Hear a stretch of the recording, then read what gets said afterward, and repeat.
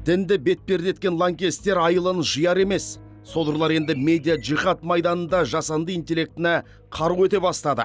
Қазіргі таңда халықаралық террористік ұйымдар, соның ішінде Даиш Хорасан тобы жаңа технологиялардың тілін меңгеріп үлгерген. Олардың арсеналында чат-боттар, болжамды талдау жүйелері, автоматты жауап беретін алгоритмдер бар. Шетелден шырға тастайтындар алдымен әлеуметтік желідегі қолданушылардың парақшасын сүзгіден өткізеді. Кім неге қызығады, қандай тақырыпты жиі қарайды, бәрі назарда.